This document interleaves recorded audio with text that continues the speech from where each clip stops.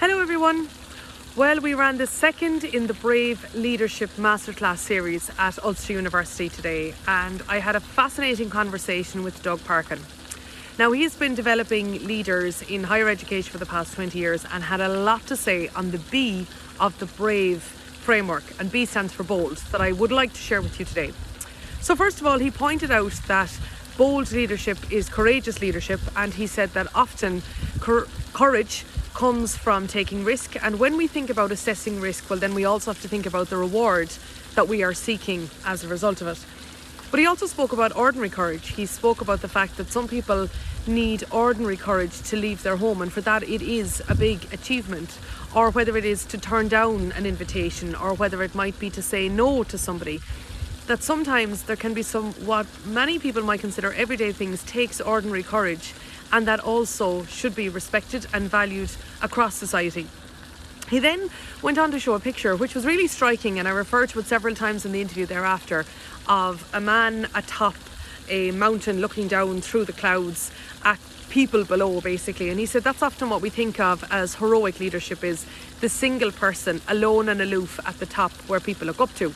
Whereas he said bold leadership is actually getting close to people, being with them, being there with them, and understanding what it is that they want to do, knowing who they are and them knowing that you care. He also said that bold leadership is saying what needs to be said, and he said that often the task for us today is to develop the future while also delivering the present, and that is quite a task for anybody. He also said that genuine collaboration is what's needed in bold leadership, and it's just interesting, he really put a lot of emphasis on the word genuine. And I asked him about that, and he said, well, this is when you assert a position of where you stand, but that you genuinely want to hear the other person's point of view and solve problems together. He said, while not being in the groan zone. And I thought about that. Are we ever in the groan zone? Do we find ourselves there? Do we find ourselves involuntarily there? How do we spot it and catch it if we do? How do we spot it in others and bring them out of that?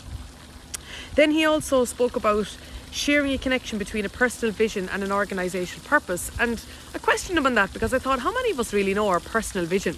And how many of us are very clear on our organisational purpose? And then he said, okay, do you know what that really is? Is a reasonable connection between who you are and what you do. That is what bold leadership is all about. And he said that there's 4 key things that you need to do. Is show up, is be there, be visible, have the time to spend with people. Be present, is when you're there, be fully there. Tell the truth, again, say what needs to be said, and let go of outcomes. Rather than going into a conversation, being clear on the predetermined outcome that you want from that, is be open to what could happen. Let things go. Let things go where they can go. When he spoke about being visionary, and he was clear about that, is that he said being visionary is an action. It's not a single person with a singular action. It is collective action. He said people are inspired by a dream, not a plan, and also that we need an agile framework when we are being visionary. Now, he gave us a very specific example that I'm going to paraphrase and generalise for the purpose of this video, but he said like an agile framework is where a vision must serve the community. So it must have some sort of a purpose that excites people and that connects with their heart to deliver and achieve impact in the short term, because people measure results in that way and you need to keep people on board. Also, it needs to excite and be there to sell to stakeholders, and also that it also must set a position for the long term so that we can see the impact of this over the long term. That is what being visionary involves. But he said all visions need to be shared, and if they're going to be shared, well, then they need to be communicated well as well. And also he suggested that we all participate in an exercise called Vision of and Vision for. Now, this was in the context of Ulster University, so he said if we think about your vision of students and your vision for students, is that can be a great way to incentivise great conversations. And then we had a chat about something that we often don't when we have leadership conversations, and that is the role of followers. And he said a leader without followers is simply someone taking a walk. Very good point. So he makes the point that in essence, many people, of course, are leaders, but do we ever spend time developing followers, particularly developing courageous followers? So he said, are you prepared to switch between roles? You might be leading yourself and following a team leader, for example, or an organisational leader. But are you willing to switch roles, and do you do that well? Do you enable other people to be a courageous follower? He also said that we should lead the why, manage the what, and coach and develop the how. And be very clear about the difference between the two, is that if we're under-leading and over-managing, that may not lead us towards the outcome that we're looking for, and certainly that followers are looking for as well. He made a very big point of rewarding the brave mistake, is that if people make a mistake as a result of bravery, to reward that, because that is what incentivizes perhaps the bravery that can lead to a different outcome in the future. And also he said that over time, and I questioned him on how leadership styles have changed and evolved in over the years, and he summarised it very, very well when he said, we have moved from authority to trust and engagement.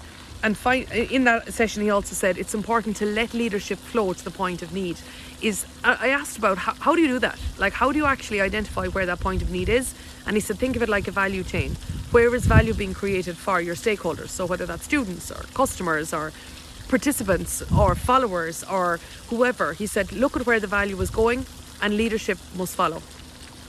Then we talked about conflict, because this is often the hard part of leadership, or maybe it's harder than we think, or sorry, maybe it's easier than we think, and we build it up more in our minds. But he said a lot of people leave the managing of conflict until it's too late and then do it badly because of the emotional load.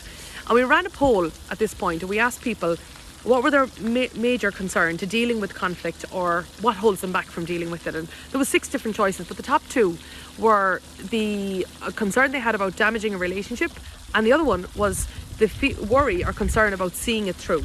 So if you're having the conversation today, and let's say that there might be follow-up actions that are uncomfortable, or potential ones that are uncomfortable, what if I can't see it through? And if I can't see it through, what's the point in starting at all? Then of course it can fester, and we take it from there. So what he said is, having courageous conversations, much nicer term anyway, is more about running repairs rather than dealing with big problems when they fester and when they blow up. So he said, first thing to think about is, would it be right not to do it? And if so, is that misleading? Are you leading through omission? Which, if you're not telling people something, or if you're not addressing an issue, are you ultimately creating another one by not taking action? And if so, well, then that leaves you very little room to stay with that status quo. He said that he calls that conscientious inaction.